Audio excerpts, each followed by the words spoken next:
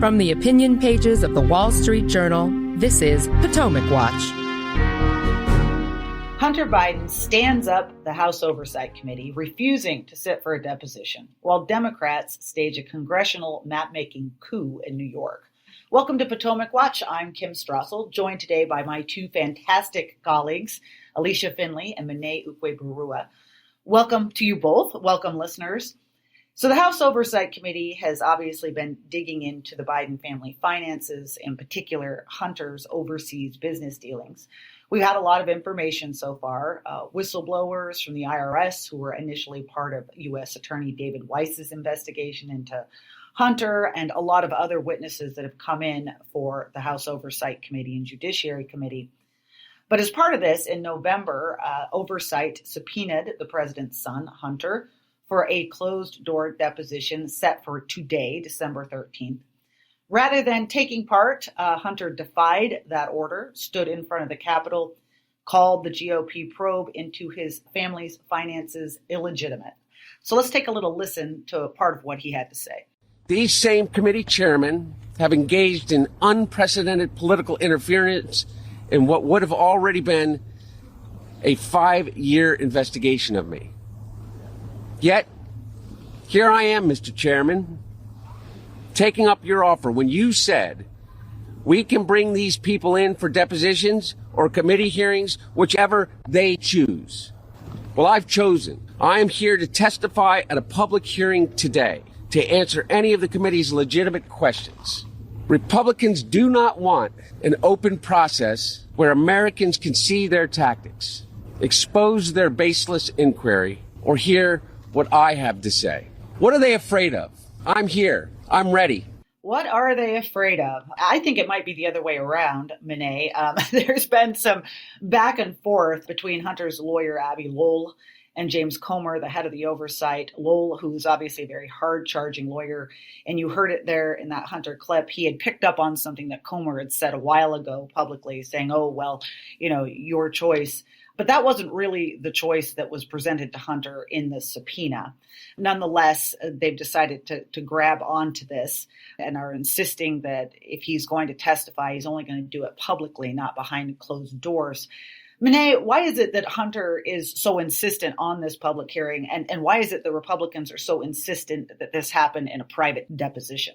Well, the short answer to why Hunter is insistent about appearing in a public hearing is likely that he's searching for an excuse not to appear at all. Of course, he would rather be able to dodge or at least delay having to talk with House Republicans about his business dealings in any kind of open forum. But he wants to make sure that he is able to say that he has a reason for dodging the subpoena other than merely wanting to put it off. The excuse that he's given for why he didn't want to appear is because he says his team prefers a public hearing as opposed to a deposition.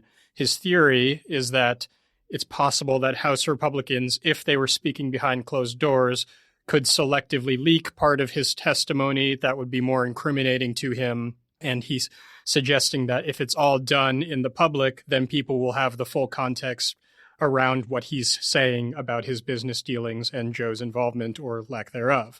But of course, this doesn't really make very much sense. First of all, Jim Comer, who heads the House Oversight Committee, said that they would very quickly release the full transcript and record the deposition if they did it. So the idea that Republicans would be able to play gotcha by selectively leaking doesn't really pass muster. Journalists and the public at large would have full access to what was said and would be able to contextualize it. But there's a reason why the House Republicans insisted on going the deposition route, and that's because it is a much more careful type of procedure than a public hearing. Obviously, the audience will be very familiar with public hearings of all kinds before House committees. Often you do have members of the House asking questions, and you have people who are testifying giving answers, essentially stating their position, stating what they remember, but it's often all oriented towards the cameras on both sides and doesn't really quite carefully examine the record. That compares very differently with a deposition in which it's conducted by lawyers. You're going line by line, often through documents, often going through testimonies that the deponent has given before. And it's much more subtle. It's much more careful. Essentially, essentially it's like a pretrial discovery process that then the Republicans would be using to guide their investigation into subsequent pieces of evidence as they continue with the impeachment inquiry.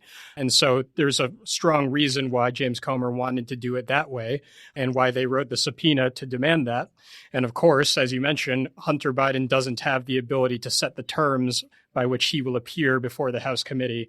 And so we can suggest that really the goal here was to obfuscate and look for a reason to dodge having to appear at all. Yeah, I agree with that. And this, really was an aggressive move. And I think everything you explained puts that into context. Now, in some ways, it doesn't surprise me. Abbe Lowell is known as a very hard-charging lawyer ever since he was brought onto Hunter's team earlier this year.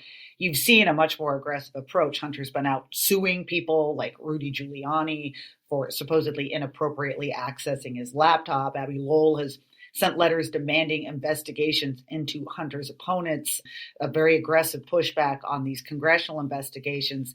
And yet, Alicia, I'm just not sure this is necessarily working. It certainly hasn't spared Hunter any legal ramifications. It's kept him in the spotlight, and that in turn has put attention, for instance, on U.S. Attorney David Weiss.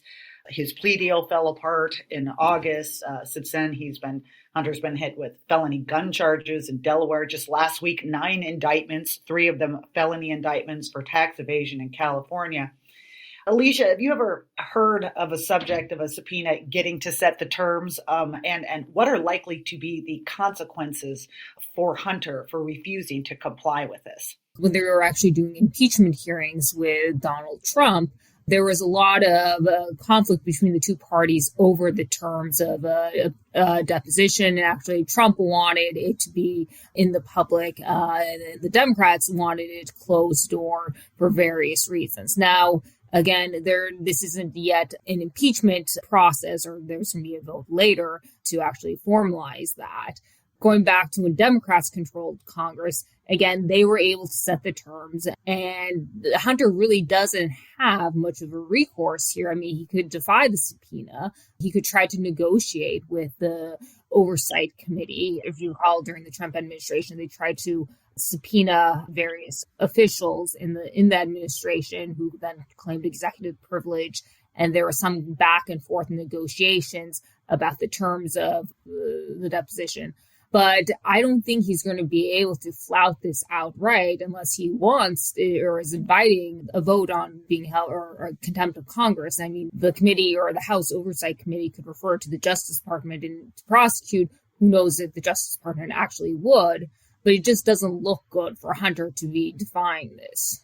Yeah, I agree with that. I think that he is probably headed for a contempt of Congress vote. But there's a wider picture here, too. And for a little glimpse at that, let's listen for a second to House Judiciary Chairman Jim Jordan speaking after Hunter had refused to show up for the deposition today. Mr. Biden's counsel and the White House have both argued that the reason he couldn't come for a deposition was because there wasn't a formal vote for an impeachment inquiry. Well, that's going to happen in a few hours. We think it's going to pass. We think the House of Representatives will go on record with a power that solely resides in the House to say we are in an official impeachment inquiry phase of our oversight. And when that happens, we'll see what their excuse is then. They should have been here today, but once we take that vote, we expect him to come in for his interview, for his deposition. And frankly, we'll also, I think, look at contempt proceedings as we move forward.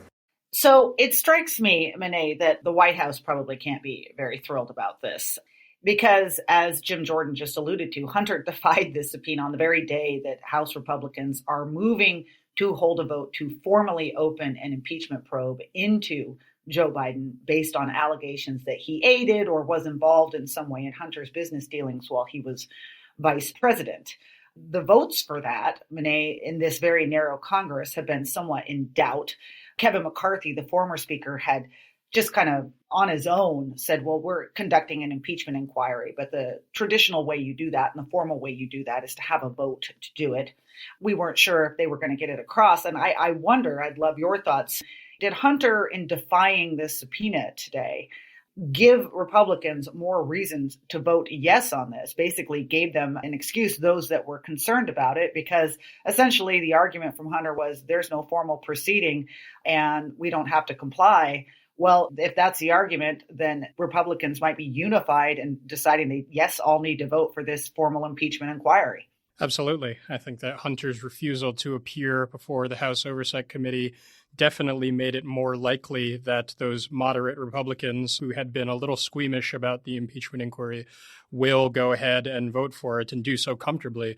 And that makes a lot of sense from their perspective, because the argument that House Republicans have been making all along about the impeachment inquiry has been that it's necessary in order to gain more information about what Joe Biden's relationship to his son's business dealings was. If Hunter Biden had been cooperating with that process and had been willing to actually testify, to sit for the deposition, and had produced all the records that they're asking for, it would have been much harder for Republicans to claim that they needed to press ahead with a formal inquiry in order to get that evidence.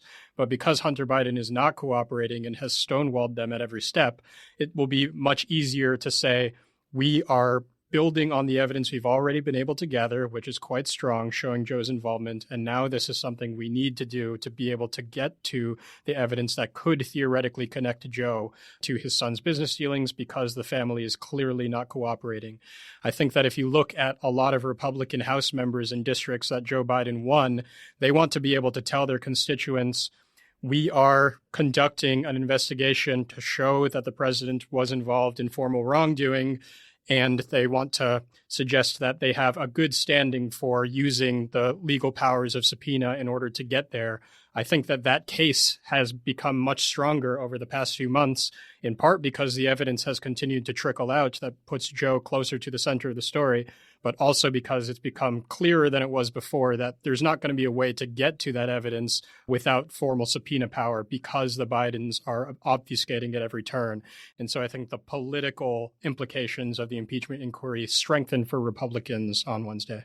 Yes, I think back to 3 years ago when Joe Biden largely dodged the Hunter bullet because so many in the media and in social media chose to cover for Hunter's laptop, all of the suppression of it. But it looks like Hunter's not going to allow that to happen this time. He's going to be very much in the news and an anchor around this White House's neck.